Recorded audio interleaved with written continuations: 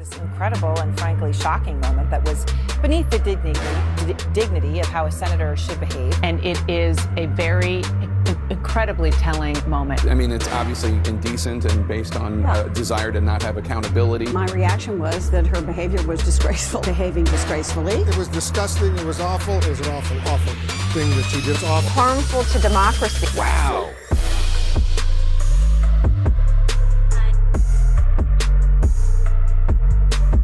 It doesn't take Sherlock Holmes to see that CNN and the rest of the media, minus Fox News, are just left-wing DNC parrots. And this latest soy explosion from the usual suspects leaves no mysteries. As you all likely know by now, Senator Martha McCalley triggered the left-wing media bubble when she rejected questions from CNN reporter Manu Raju by dismissing him as a liberal hack. Manu, you're a liberal hack. I'm not talking to you. You're not going to comment?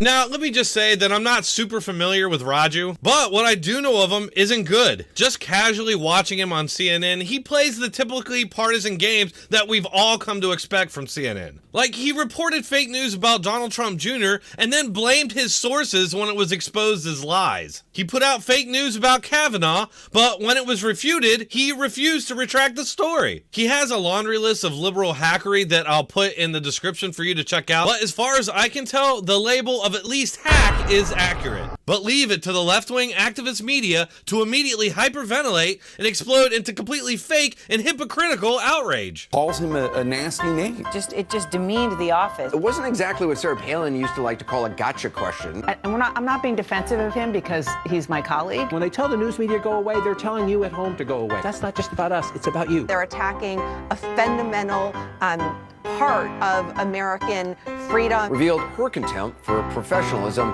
one of democracy's core tenets. The whole MAGA universe is just going to be trying to weaponize what President Trump has created, which is this groundswell of media hatred. Notice that once again they're blaming Trump for distrust in the media, despite the fact that trust in media has been dropping for the last 20 years, and in the last 4 years they've only doubled down on the strategy that led to that distrust. How'd that lawsuit go for you, CNN? It was only a few months ago that Nancy Pelosi snapped at a Sinclair News reporter named James Rosen when he asked the question if she hated President Trump. Now, this was in reference to a Republican who a few days before had said that they were impeaching Trump because they just didn't like the guy. So it wasn't just out of nowhere, and Pelosi snapped at him saying, "Don't mess with me."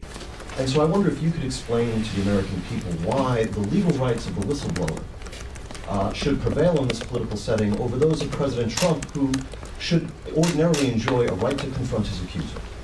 Well, let me just say this. I'll say to you, Mr. Republican Talking Points. Do you hate the president, Madam Speaker?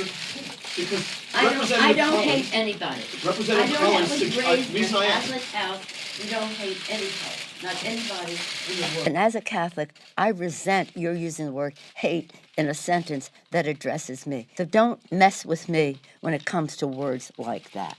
I know you're all going to be shocked, but CNN and the rest of the unbiased media erupted in applause for their Botox mutant golden god.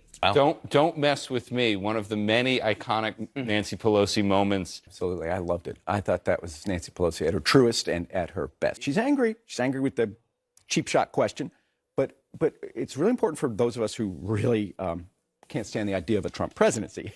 It was provoked by someone else, but she seized the moment as dramatically as any fiction writer could have provided for any fictional politician in a movie scene. But you all know there's reasons why that was completely different. And it has nothing to do with partisan double standards. It wasn't just Pelosi. Ilhan Omar snapped at the exact same CNN reporter. Omar took strong exception. This morning you said the president trafficked.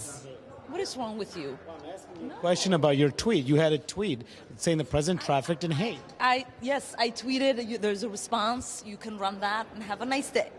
But for some odd reason, it didn't receive any media backlash. It's no surprise to anybody watching this, but Ilhan Omar can say or do whatever she wants and the media is going to run cover for her. But if a Republican does the exact same thing, different standards are applied. And you wonder why Donald Trump got elected. This is in-your-face corruption, almost to the point of being a big you to half the country. Look, it's not like this is an important issue, but it exemplifies the problem of having a fourth estate that's been taken over by far-left activists pretending to be protectors protectors of democracy. They're just using the institution to advance their political agenda and destroy their opponents. Thanks for watching. I appreciate your support. Thanks to all my patrons and Subscribe Star members. I couldn't do any of this without you. Also, make sure to head on over to my website, DronetekPolitics.com, and check out the discussion forums. Thanks again for watching. Keep coming back.